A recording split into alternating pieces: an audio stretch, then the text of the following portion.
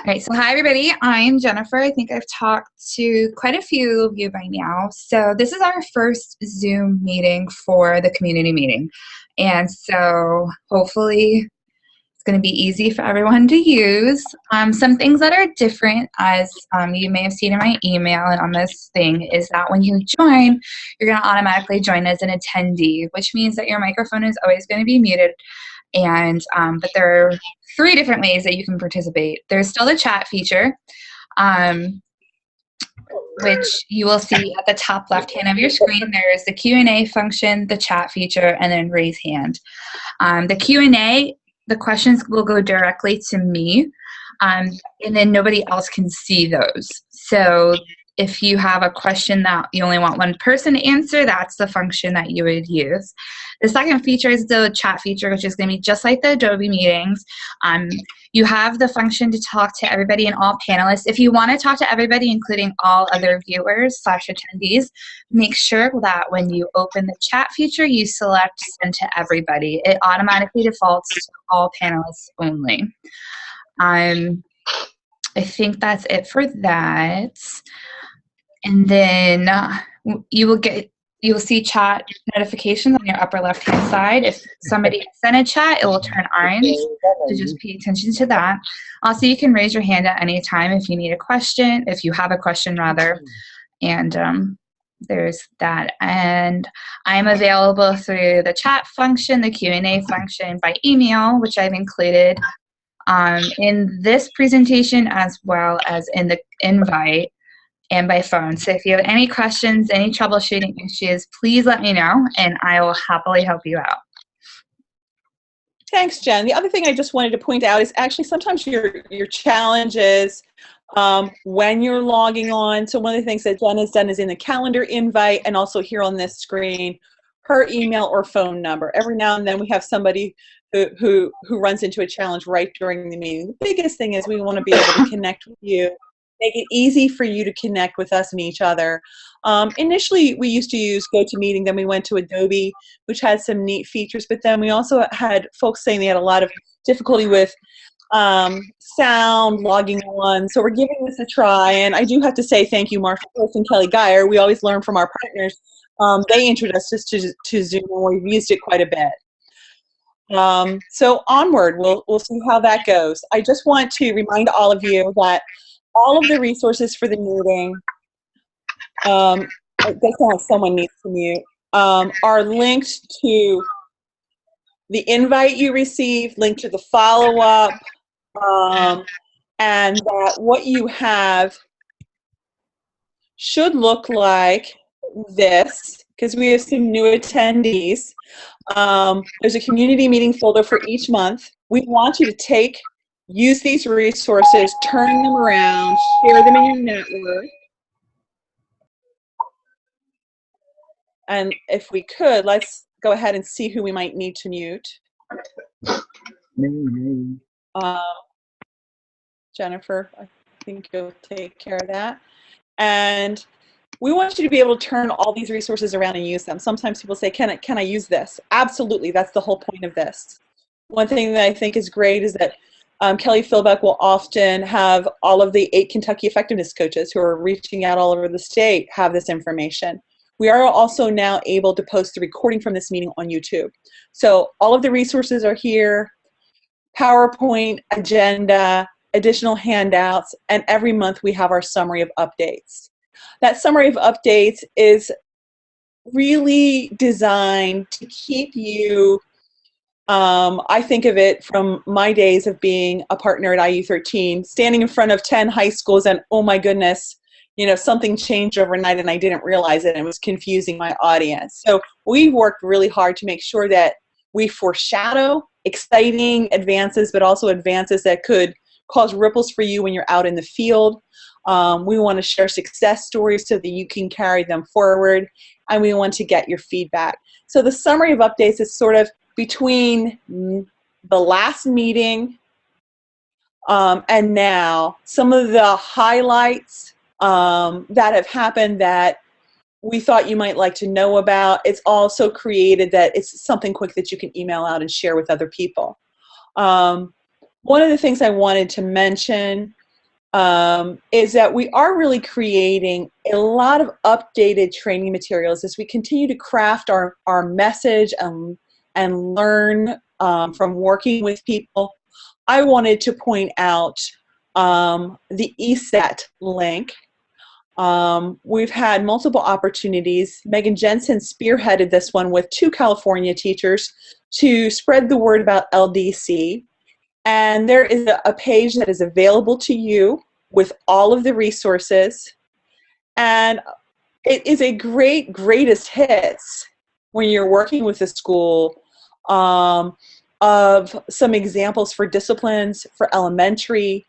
I think the other thing that you will really want to dig into is take a look at how Megan has framed that introduction to LDC. So it's something that you, again, can take and use. The other thing I wanted to mention, 2 real exciting things, is with the marketing capacity grant that we've received, we're able on your behalf to really do some experiments and learn from them. We're enhancing our marketing efforts, and you probably received 1 of 2 emails recently. And what we are doing is, as part of this effort, is using targeted emails and trying different versions to see which one resonates more with people. So these were both about accessing great mini tasks, the new way to do that wonderful little Mad Lib, but it was formatted in different ways to see what's resonated, and then we're able to learn from that. The other thing that we're doing, and I know that you're reading this because I got 5 emails the day this blog came out. We're working with groups like Getting Smart and others to help position LDC success stories out in the field. And, you know, here's one great example of a story that highlights SREB's work in Texas. And it really puts the teacher front and center. So, again, I heard from multiple of you like, hey, did you see this great LDC success story? So look at that, more to come. And if you have successes you'd like to highlight, let me know. We're really committed to positioning all of the great stories that are happening in your networks out there in the broader world. So that's a little bit of the in case you missed it. And then just one more thing. I typically don't go over the summary of updates, but there are just so many high points this time. I just have to say, you know, big shout out to this. So many of you have said, gosh, that standards, how to find standards has been a pain point for you at times. So big improvements there. Want to make sure we send an email out to you all directly.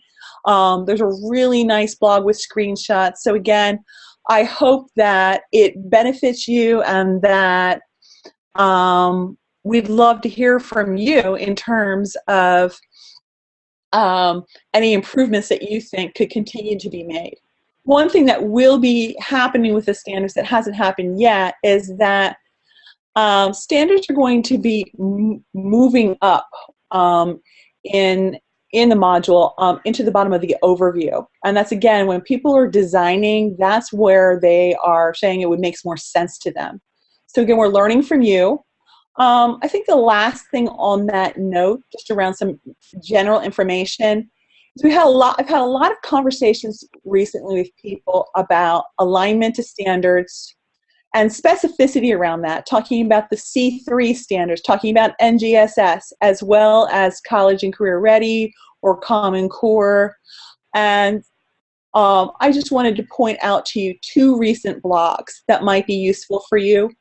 Had an email this week too where I heard from Arkansas saying, hey, people are talking about C3. So what a great follow-up to actually have C3 and LDC. How do they connect? Along the NGSS note, I'd like to turn it over to Kelly Geyer, and I'll pull up the PowerPoint because you folks today are getting your hands on some great materials that we've been talking about for a year, and you've been getting to see small previews, but you're about to be unleashed and ready to take these things out to the world You're getting the advanced look. It's like the sale, the weekend sale for special customers. You know, that means you buy a lot at Talbot's. It's that kind of thing. You get to see some great examples. I'm going to pull up the PowerPoint. Kelly, do you Yeah. want to frame this? Sure. So you're getting the early preview, like Barb said. We're working on our official announcements out to the broader public via the webs and all. But we have 3 science templates: the data analysis, the controlled experiment, and the design. Ready to be published with 5 exemplar modules to go with those. So we have 3 at the middle school level and 2 at the high school level. So I'm really excited for you guys to take a look, to see them.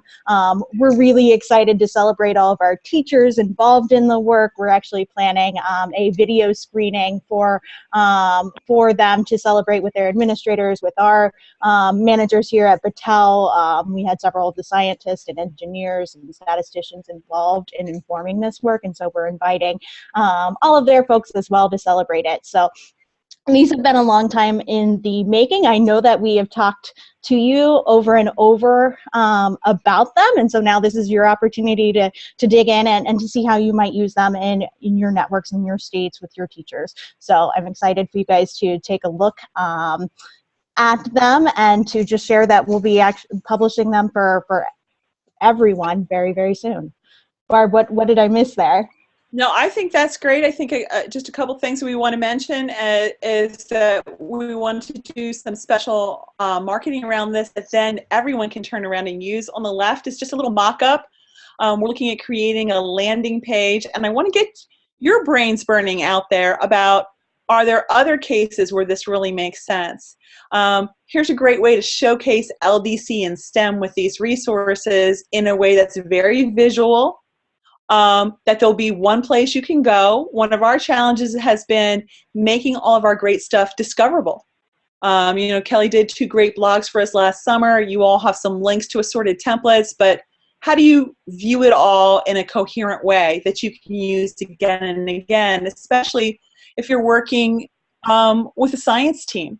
So you'll be seeing all kinds of great things like this, but we wanted you to be able to start using things. And I want to point out just a couple things.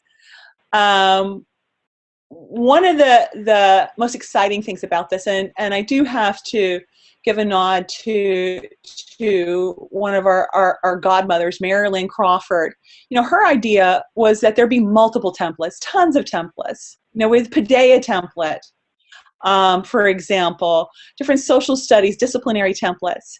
And what we're starting to now see with everyone's work is that very shortly, when you go to create a module and you click Create from Prototype, in addition to the argumentative and informational, the standard ones, you're now going to have the choice. If you're working with a teacher who has an engineering course, they can choose the design module template.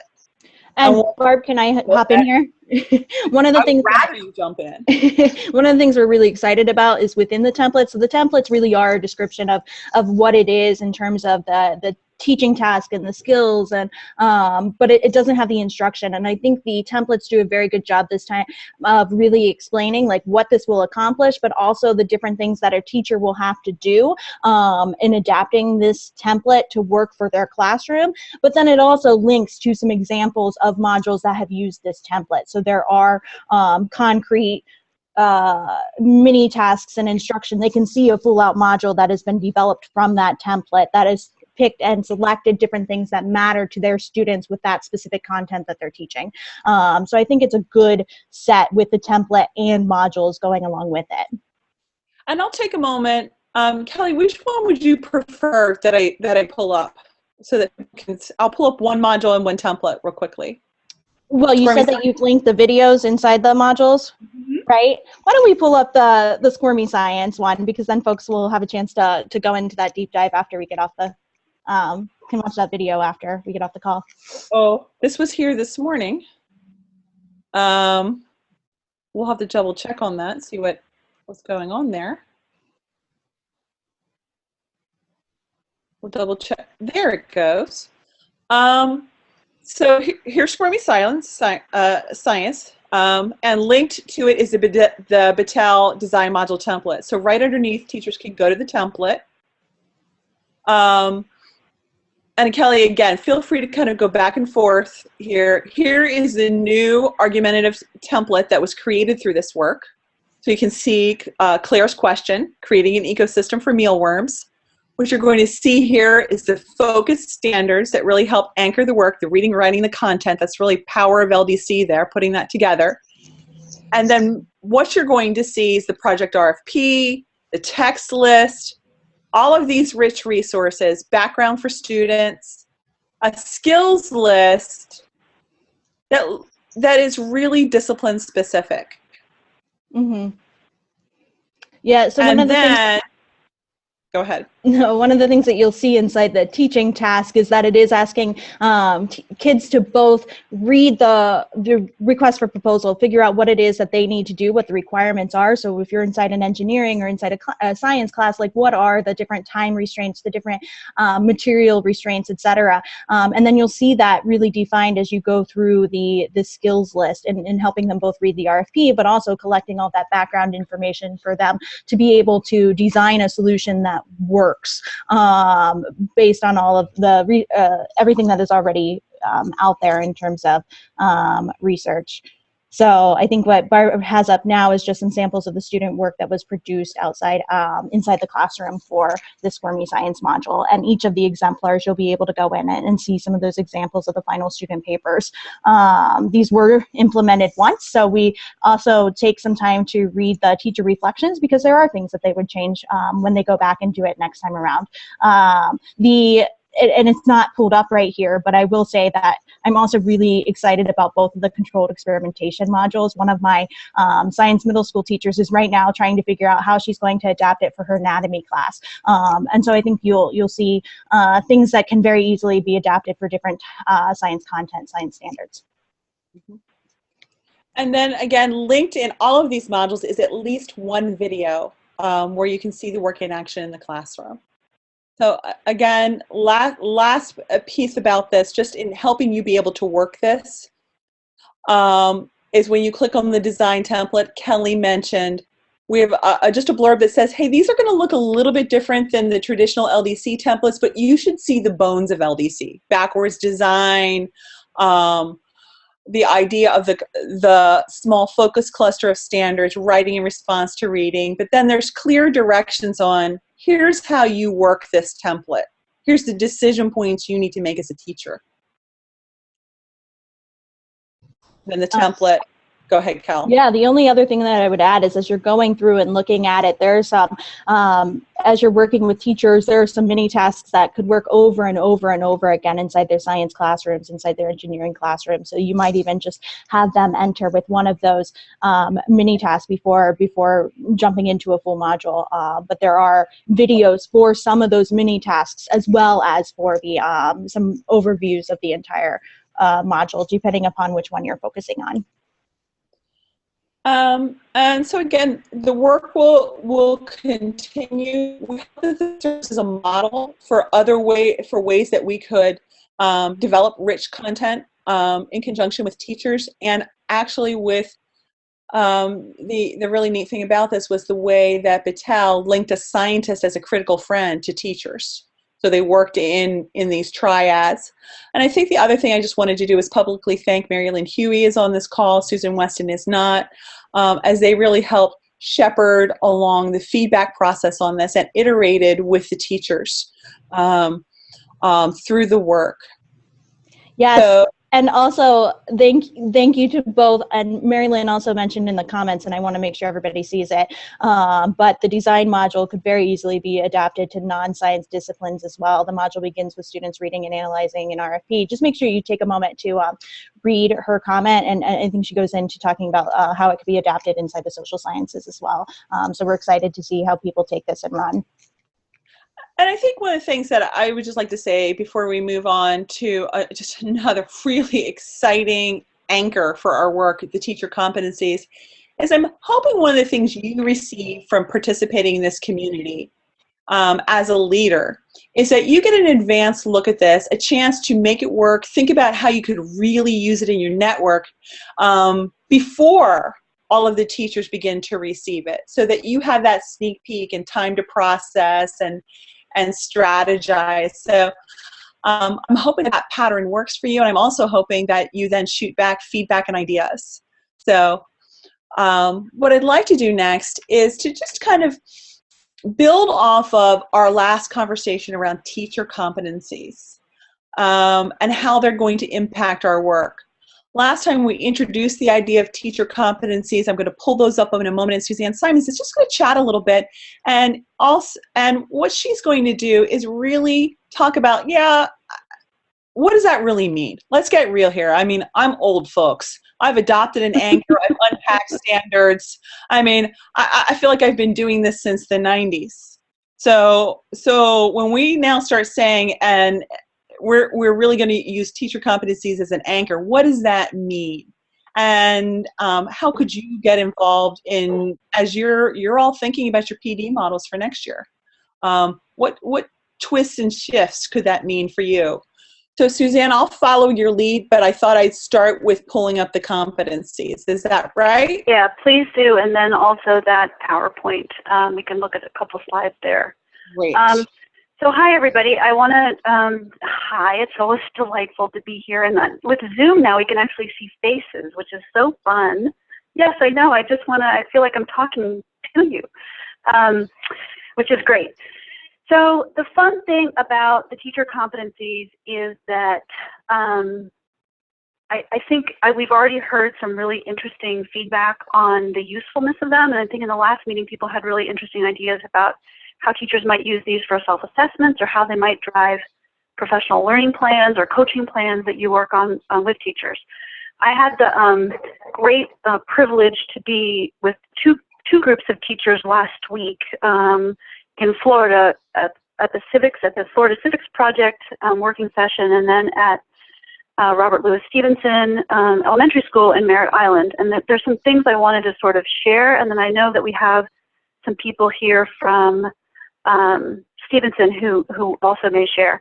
So Barb, if you can just go back to the competencies, the one that is really we're thinking about a lot, and we're going to put a lot of energy and thinking behind this year, is what we're calling competency 1A, which if you read this on your chart says identify short and long-term student learning goals for an assignment that meet the expectations stated in standards.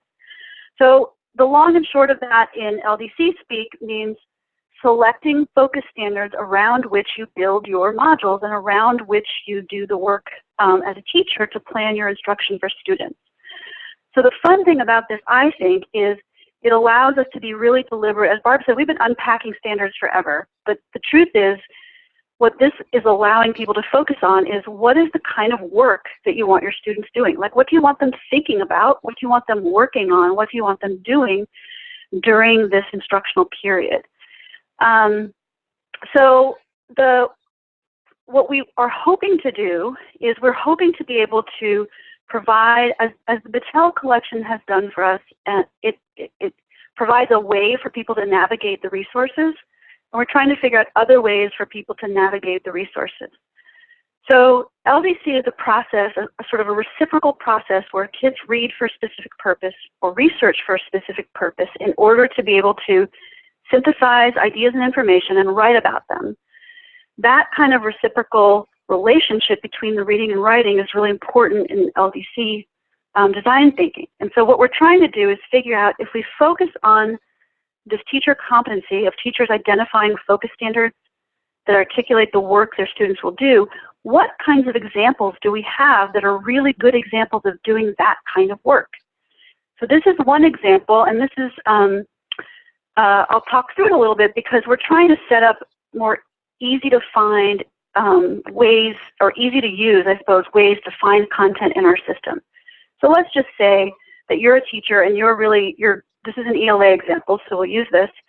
You're interested in R3, which in my own lay terminology means thinking about how characters develop and change over time over the course of a text. That's the RL standard. So what we're thinking about is, well, where is evidence of that RL standard found in teaching tasks? Where is evidence of really articulating what you do to do that work found in skills lists? And where is it found in mini tasks? So one of the things to think about is, if that's what you want your kids doing, for example, you want them tracing character development over time, then in the in the teaching task, you're going to want to see some language that articulates that. So for those of you who are starting to keep collections and little notes about how to do things, the Algernon module is a really interesting example of how you can structure a teaching task that really is that standard. So the next thing you want to do, and Barb, do you want to go to the slide, that presentation that's linked in the agenda, because I think that's a better explanation while I'm talking. So the next thing you might do is think about, well, if this is in my teaching task and the work my kids are going to be doing is thinking about how characters change over the course of this text, then what I want to do is figure out, what does that mean? Am I preparing for the task? Well, the kids have to notice that that's the work they're supposed to do in this module. And then the kids have to, when they're reading, be taught, how do I look for that information? How do I actually decide that this evidence in the text is actually the moment where the character is changing? Do I look for their actions? Do I look for their behaviors? Do I look for what they say? That's the work that they do. Go down one more, Barb. Yeah, there we go. So in the reading process, what kids would do, too far, is they are going to be thinking about, what is it that I'm looking for when I read? How do I make a note? How do I take notes? How do I closely read? How do I annotate to notice when the characters are changing? So then that's what the teacher needs to set up during the reading process. In transition to writing, you want kids talking and thinking and synthesizing ideas about how that character changed over the course of that text. And in the writing section, you want kids to be able to organize their plans for writing that demonstrate how they're going to show how that character changed over the course of the text. They'll need instruction in terms of how to write their product that highlights that thinking that they've done around that character development. They'll need a peer revision partner who's going to notice that in their writing and point out if they've done that effectively with reason and rationale and evidence. And then they need a teacher revision step where the teacher really looks at their writing and gives them instruction and feedback to see if their claim or their controlling idea around how that character has changed has been well presented in their writing.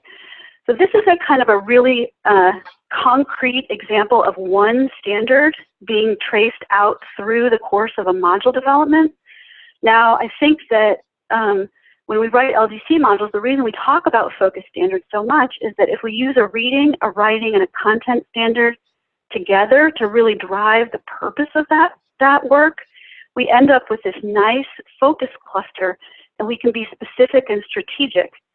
And by being specific and strategic, I think that we can actually liberate people. That's what I found at Stevenson. It was very liberating, it felt like, to think about standards in this way and be able to write really interesting modules and tasks to try to think about, what is the actual work you want your kids doing? So when we talk about competency 1A as using focus standards to design instruction, that's kind of what we're trying to think about is, can we put resources in your pathway or in a teacher's pathway that they can say, all right, I'm interested in standard 3. Show me a mini task that really supports how I would do that with my kids. Show me a module that really shows me how I would do that with my kids. And in fact, I think that's one of the really exciting things is if we, as we start to really figure out what is in our library and what the purpose of what's in our library is, we'll be able to make it more clear for you for navigation purposes, like why you would show our examples at certain times. I always wonder that, like, what are our examples of? They're all in there, they're supposed to be good, but good at what? They can't be good at everything. So what are they good at? And I think that that's the exciting thing about thinking about teacher competencies is what are the skills teachers are learning and developing during LDC design work, and then how can we give them the resources that help them build those skills. So I'll stop there, and I'll stop there. I don't know what else to say, except for I think maybe Michael and Rich are here to talk a little bit about the work we did last week, particularly how this focus standard notion, how it impacted you or what you thought of it and what you learned. I haven't even talked to you since then, so I'm really eager to hear what you're going to say, actually. So that's it. Gentlemen?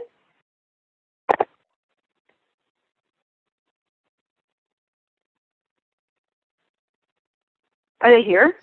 Yes, they are. So we're looking for Michael, and Michael Corneau is principal at Stevenson, and Rich is the 4th grade teacher there.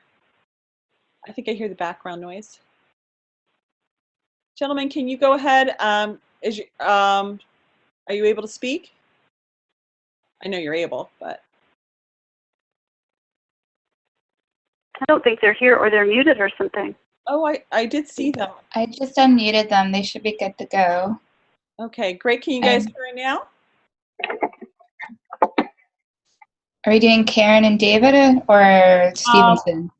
Michael Corneau and Rich. And then we're going to be on to David and Karen next. Michael does not have... He cannot get the audio. Okay. Okay. Well, Jen, maybe you could help, if you could help them a little bit. Barb, why don't you go back to that focus standard slide, and I'll just maybe say one thing. I can't purport to speak for them, so I really don't know what they're going to say, and I know it will be wonderful. We're so excited that they're here. I know. So this image, I think, is really interesting to think about as you think about these focus standards. And what happened at Stevenson is they've written tons of amazing modules and tons of amazing units, but one of the things the teacher said again and again was, we're not getting the product that we want in the end.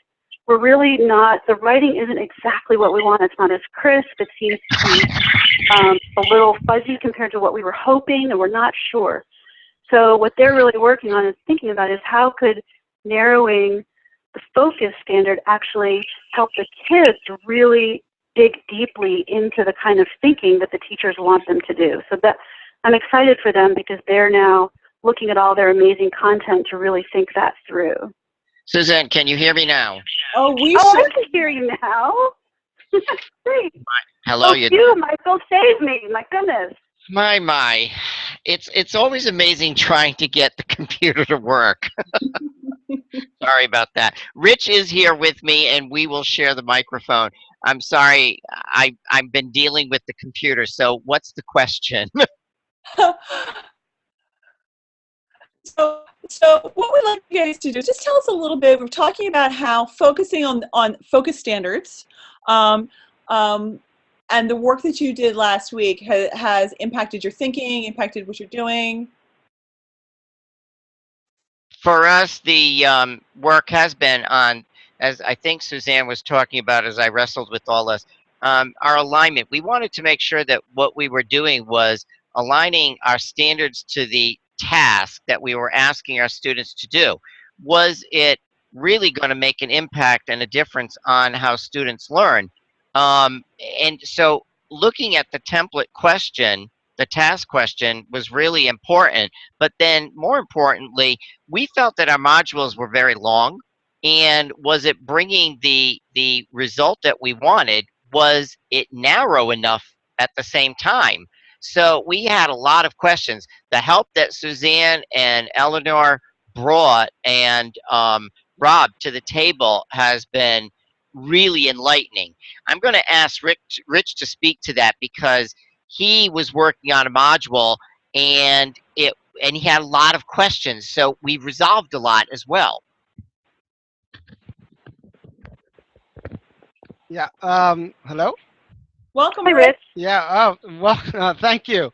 It was quite, we'll say, eye-opening. I went through quite a few emotions in the one day that we were together. I went from sheer I guess, fear, we would say, because we had all these, myself, I had participated in about developing about 6 different modules or so, and they were quite grandioso, to say the least. But then we got together on Friday, and we really understood the importance of getting them focused, and focused towards one set of literacy standards, reading standards, and a content standard. And we are right in the middle of right now of doing a module on the Seminole Indians, and it has been a total paradigm shift for me, and as well as the kids. As Mr. Corneau alluded to, our modules previously were very extended and long, and at times we would read a text, and then literally 2 or so weeks later we would get back to it to write, and it was kind of ineffective in developing their writing. But this time we're focused on a couple of texts, and we're able to pull out key details, and stuff that relates directly to the literacy standards, them writing an informational essay. And it's been, for them, we've been able to look at the structure of how to form an informational essay, and they've been able to take information out of the text and organize it much better, with much clearer focus. And they're able to see how the parts come together, for writing an informational essay, and it's been a whole lot better for us and the students. It's been really truly eye-opening. Thank you so much, Rich and Michael. What I was hoping to do today for everybody, and I so appreciate you taking time out of your day, was for us to continue this conversation and this thinking around teacher competencies. Again, we've all been around the block.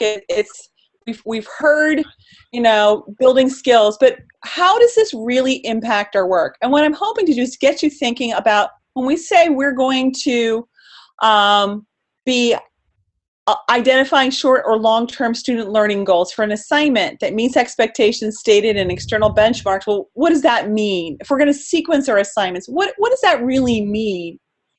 And for all of you that are working with teachers like Rich, how can I provide support that is clear and focused to help them? And so you can see a little bit about how we're thinking about doing that. Rich, Barb, can I ask Rich a question? I'm dying to hear more. Rich, Yes. so what's different about thinking about, what's different for you or fun or interesting in this about thinking about the standards? Because I'm sure you thought about standards before. Right. And and we've always had a focus on standards, but it's we have focused more towards the content standards and not necessarily the literacy standards. Now it's quite eye-opening to say that we can have a mini task outside of the module to maybe focus on the content standard, or maybe teach skills that we aren't necessarily teaching in the module but will be required in the module. And just understanding the difference between what a unit is and what a module is, and what the the fact that in each module you have to focus by, I mean, concentrated focus on one reading, one content, and one writing standard. And then the importance of a pacing guide that says, okay, this is during this time of year we're going to be working on these standards, and we're going to be focusing on it, and then the next thing that you do should build on the thing that you did previously. And and I know it kind of sounds scatterbrained, but there's just literally so much that we learned last week that and it was for me it really changed the way that I focused on LDC. It really did.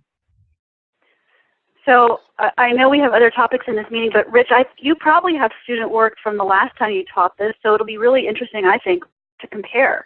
Oh, yes.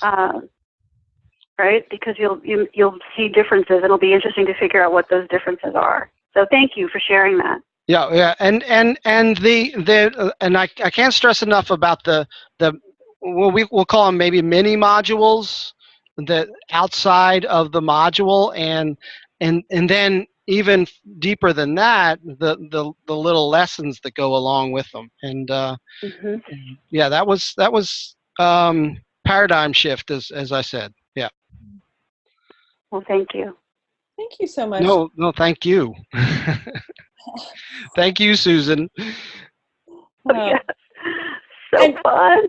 yeah, and it should be fun, shouldn't it? This should be deeply satisfying to us and to the kids. It should be engaging work for all of us as well as the students. I think it is pretty neat. And I'm so happy to cap off the last part of our meeting with another really interesting lesson from the field. First from Arkansas and from SREB, and then from I3. So you're really going to get all sections of the country here today, folks.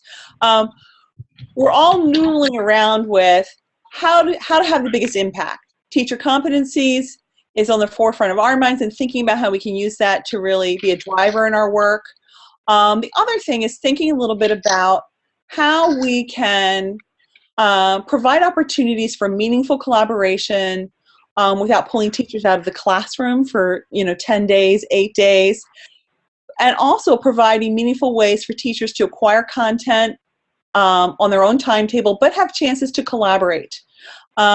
So who we have here is David Sevier from SREB, who is leading multiple course pilots in the Southeast, and Karen Williams from Malvern, great big district in Arkansas. And Karen is very well experienced in LDC and has taken on the challenge of courses this year. So I'm going to turn it over to you guys to just talk. There's my Pennsylvania speak. You can tell where I'm from a little bit. You guys are yous guys. To talk a little bit about SREB's current training model, the shift you folks are making, what you're learning through what you're doing. So, hope you can hear me. We sure can. Okay, great. So I'm David Sevier, and thanks for letting us come and spend some time with you today. And really, my job is to introduce Karen. But before I do that, I really want to say that, as you see on the screen there, our model has, up to this point, been a very high-touch model. It was completely done face-to-face. It was very time intensive, as you see, with a lot of time out of the classroom. A real key for this work has been job-embedded coaching and the development of someone locally to spread the work over time. We started having discussions about ways to keep people in classrooms, to keep SREB people out of airplanes. And through a generous gift from the folks at LDC, we started piloting some more hybrid approach. And we really want to think about some lessons learned. If you could flip to the next slide there. And you'll hear from Karen in just a minute. Her quote is down there in the corner. But what we learned early on, this is after a lot of interview, that through the online model, through the online courses, teachers, we believe, actually have a higher level of engagement than during a face-to-face situation. We know that through the online training structure that you can't move on until you complete, where I can sort of check out emotionally or mentally during training and make my grocery list or do what needs to be done in my own mind. I can take a little vacation to the Bahamas if I need to occasionally, but I really can't do that in the online in space or environment. I have to complete to complete. I have to finish up before I can move on. And that's been a big lesson. Now, that doesn't mean we totally dump the notion of having those good face-to-face conversations and the sometimes strenuous conversations about improving instructional practice. But we certainly think that we have hit upon a real gem here in terms of a hybrid approach. I'd like to flip it to Karen from Arkansas, and she's been embedded with us for a long time. And she knows a lot about this and can probably tell you both ways in her preferences. But Karen, if you would take it from here. Okay. We're involved. We've got I believe 14 teachers or 17 teachers in the district involved in the LDC courses. And like I said, what I'm seeing now is so much better. And I have with me one of the teachers, Sean Buffington. He's a high school social studies teacher, and he is really going through the courses. He said it's really made him just a lot more aware. And I'm going to let him talk to you a minute, because I've been doing it and I've just watched it evolve. I've watched it change, and I have to go back and go, now I know I said this before, but they're looking at how we're doing some things differently and everything. And I think it's just getting better and better. And I'm going to let him speak to it, because he really started kind of on it with me about 5 years ago when I tried to start it, and now he's going through the courses. So go ahead. It's Sean Buffington. Initially, as I was getting instruction directly from Miss Williams in professional developments, as well as handouts, and then going to the LDC website as it was about 4 or so years ago, I felt somewhat prepared, but just going through the old website, it seemed a bit cumbersome. It seemed a bit scary. But going through this online course where my hand is held through the entire process, as well as having Miss Williams' hand when I need it, it's really demystified a whole bunch of things in regards to the length of the whole LDC, what's included in it. I really like those examples I have available, even if it's from a different discipline. I'm social studies, but even seeing some of that science stuff just gives me a much better idea how I can reverse engineer it for my classroom. So this online approach has been very helpful.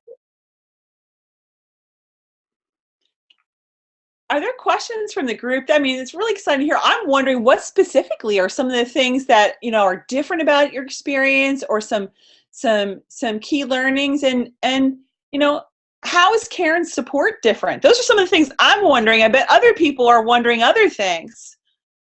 I'm more of an independent learning. I'm that high school teacher that might be kind of standoffish, and I really like being at my house, having all those resources available, from even the somewhat lengthy papers at times, but being able to read about the methodology, the reasons each aspect of the LDC is the way it is, the module. It's just been really helpful. And as far as mini tasks, seeing some examples and understanding if these things need to be scoreable, and then the narrowing of those focus standards. Some teachers might click off a few extra ones, but hearing how we need to hone in, all of these things are allowing us to think about what we're teaching, all the methodology, before we even start that unit. And I think professionally, it is very helpful. I'm really excited to create a module or so this year, and more as I go along, to not just use for one particular year, but to use for many and tweak them as I go along. I'm happy to see specific items and additional resources without having to come bug Miss Williams all the time or get emails. And I'll be honest with you, I focus mainly right now in the 5th and 6th grades. I'm a facilitator for grades 5 through 12, so you know how doable that is. And so I am really trying to get these middle grades, get this down there, and so that when they move on into the high school, that they are really prepared and they've done this. So I have really hit hard in the middle grades. So, go ahead. No, I was just curious. I mean, I'm sure you're not the only teacher, right? So have you used these courses in different ways for different people? Like, it sounds like you really loved being at home by yourself. Is that the only way, or what else did you do? I through each course, like we've been through one, so I had the principals are great, because they're really behind me on this. And they gave me some release time with teachers for us to get together to look at our tasks. So we collaborated on our tasks, and we helped each other, and in fact, in the middle grades, most everybody changed theirs after we went through the pitfalls, after we did that. So then they've gone back. So now they're in course 2. So hope when we finish that, it's to come back together with our instructional ladders is what my plan is. It was really good to be able to talk with other educators as far as what those pitfalls were, like Miss Williams mentioned, and looking at what other people had created as their task and seeing if it truly it matched that particular task. That was helpful. So don't do this alone, is what I'm hearing you say. And what I'm hearing too is that Karen's wears many hats, like just about everybody here on this call. So using the course, integrating the courses in the work allows her to stretch her support further. And I also hear that, you know what? Sometimes there's times when it is really beneficial to collaborate, but having the courses, you talked about, I'm not sure if you used the word sustainability, but you talked about being able to use things again and again, not once and done. And I thought that was, again, really interesting that the courses are kind of there for you as a resource that you can peruse. Hey, sometimes I like to read these things at home when there's no noise, you know? There's no bell ringing. There's nothing going on. I can kind of take a look and just dip into it when I have time to think. But then there's other times where I got to be with people to process. And it sounds like you're getting the best of both worlds there. And I think that's really cool. And what I'm also hearing, too, is you're able to really take those resources and LDC is an investment of time and brain power. So be able to use them again and again. I'm always conscious. Again, I hope you gave us a lot of feedback on how to make it better. By the way, just for the record, I hope you did that. Please do that. How to make the courses better, or how to make everything better. Yeah. Like everything, what you need as a coach. And by the way, I know you, but I didn't realize you were the Malvern person. I'm so excited about that. Yeah, I am. and I follow you on Twitter. I read all. I'm not much. Oh God. I'm a voyeur more of anything. A lurker. There you go. Well, that lurker probably. Well, I want to bring us to the East Coast and West Coast now, as we're having these conversations again about the work.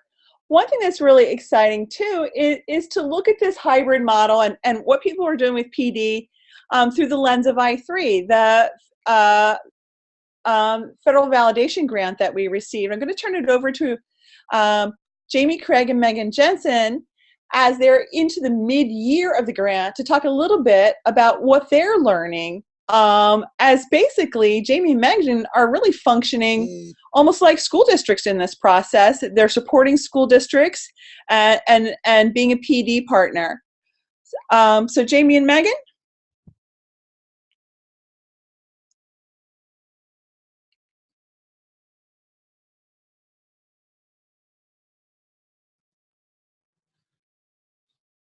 We'll give them just a minute. Jamie, I'm not Sometimes sure. it takes a minute. Thank you. Thanks. I was unmuting myself and then it kept remuting. So thanks, Jen, for unmuting me. Hi, everyone. Great to see you. So as Barb said, we're just going to tell you a little bit about some of our early learning with the I3 grant project. So the first slide that's up there is just to give you a reminder. You may have heard this before, but just to kind of give you some context. This is an I3, a federal grant that LDC received in 2015, and we've been in schools since September.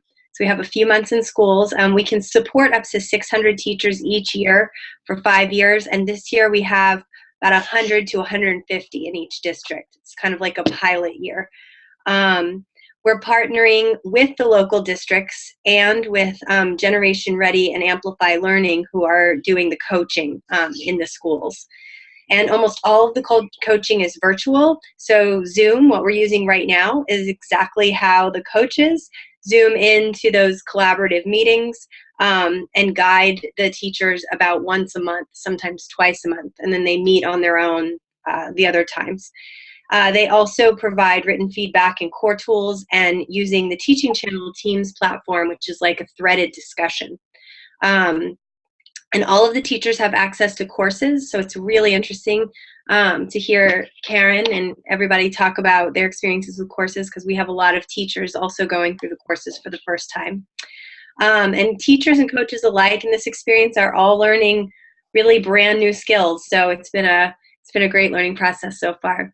So sorry, I'm sorry, guys. It's just popped ahead a little bit faster. No problem. So just to kind of let you know the data, you can go to the next slide. That's okay. The data we've collected so far is that we do have an independent evaluator, CREST, who will be doing surveys with teachers and principals. But in the meantime, that's at the end of the year. So in the meantime, we wanted to be looking at data to understand how things are going so far, kind of day to day. So we have these things called PLC reflection forums, and the teachers meet weekly in a professional learning community. We just call it a PLC, it's a generic term, to do their LDC work. And about once a month, as I said, the coach joins them, and right at the end of that meeting, together they fill out a reflection form where they talk about how things are going for them, what they're focused on at the time, if they reviewed student work and what they talked about. And then they also kind of let the principal know what they can look for in the classrooms in terms of mini tasks and modules and what support they would like. So we use those forums, which is really self-reported data to see progress and patterns. We also have analytics on teachers and coaches' activity in both core tools and in courses. And then we have coach daily logs. So the coaches also fill out kind of like time logs. And it's really interesting for us to see how much time they spend in various activities and various coaching platforms and what's been useful to them and what hasn't been so useful. I think it's really helpful in terms of everybody has data, whether you know it or not. You know, from the old, I do a face-to-face training, I get evaluations at the end of the day, or hey, I'm looking at the teacher modules. There's multiple sources of data that you're pulling out and able to look at in real time throughout the project. I'm sure that's making you think a lot about the implementation. Right. And it is interesting. It's everywhere. So you can pull all kinds of things. But boy, with these, in mid-January, we looked at what we had from those data sources from September to December.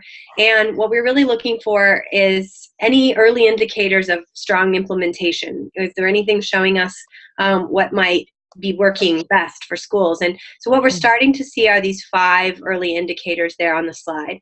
So the first is the duration of meetings, and we're seeing, which probably sounds not that surprising, that the PLCs that meet for an hour or more each week are the ones that are really able to engage in that deeper learning, and like Karen was saying, that collaboration where they discuss their tasks and they rewrite their tasks and they reference the courses and things like that. The next is school leader participation, and that's, we've seen, is really, really important when the principals of the school or whoever's leading the work really understands how the LDC work supports a school-wide goal that they have. They're much more engaged and more likely to be really supportive of the teachers. And also the PLCs that have an especially strong, we're calling the person a project liaison, but it's kind of the person who's leading the work. And in many cases, that's a fairly, newish teacher. Sometimes the teacher only has about 2 or 3 years of teaching experience, but they are leading their team in the work. The next 2 are teacher and coach activity in courses and in core tools. And we have some wonderings here, but we are sort of starting to see that teachers that are having more progress in courses have coaches who also have spent time in courses and kind of know how to use that content to direct them back, like Barb was saying, as a nice reference or as they're revising their work. And also in core tools, the coaches who are giving feedback in core tools often have the teachers also working in core tools. So we're still kind of exploring that relationship, but it's an interesting thing to think about. And lastly is the frequency of student work analysis. So those PLCs who are more frequently looking at student work and doing an analysis of whether or not the product is matching what they were hoping for seem to be also especially engaged in the work. So Megan's going to take over now and tell you about, so we have that information or the beginnings of some of that information, and so we thought about what those implications were as we move forward and also for next year. Right, and in the interest of time, I'll just zip through a couple of key implications and a few things I'd love to hear a little bit more about from some of the folks on this call who are doing really similar work, coaching and doing school and district level work in their settings. The largest implication, another no-brainer, but something we're really thinking through, is working closely with school leaders to connect the LDC, how they want to use LDC's planning tools with their larger school or even district set goals for student learning and also for teacher learning and planning. So a lot of that will involve determining benchmarks for how they want to get to those goals as well. And that all has implications for how the district then sets their own procedures for visiting schools and checking in on those benchmarks. So you can head to the next slide, Barb. Because on that note, if we're thinking about working with leaders to set those goals and understand how they want to use the LDC tools to meet those goals, We're also thinking about implications for onboarding new coaches so that they can do the business of working alongside school leaders and teachers to move toward those benchmarks, move toward those goals.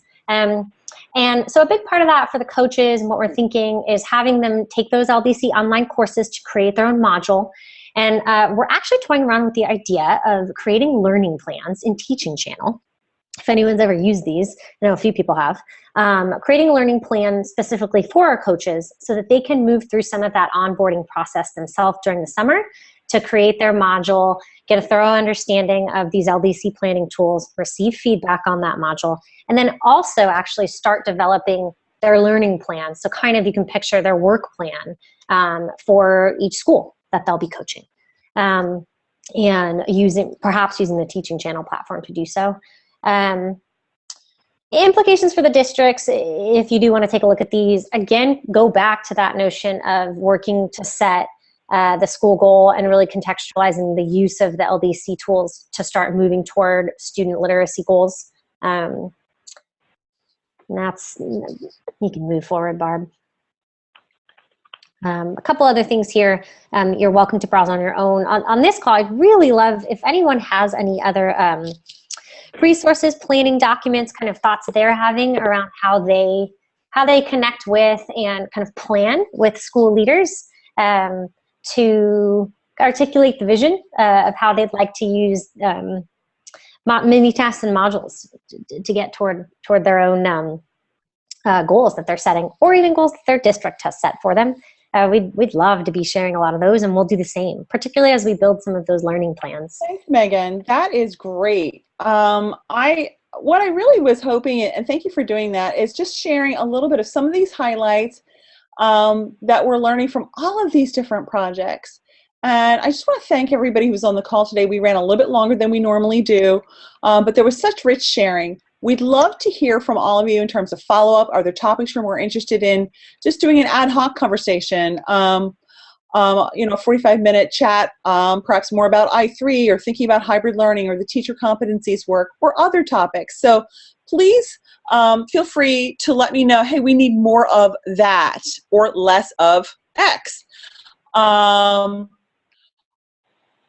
going to go ahead and wrap. There are a couple other slides for you, inviting you to save the date for the partners convening. And as always, I'll stay here on the call for a few moments for those who do want to chat or ask questions. But I also wanted to, again, end because I value your time. And I want to say thank you, everybody. Thank you to everybody who took time out of their day to talk about their experiences.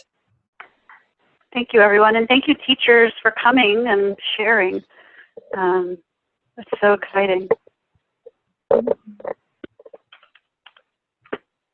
Thank you, guys.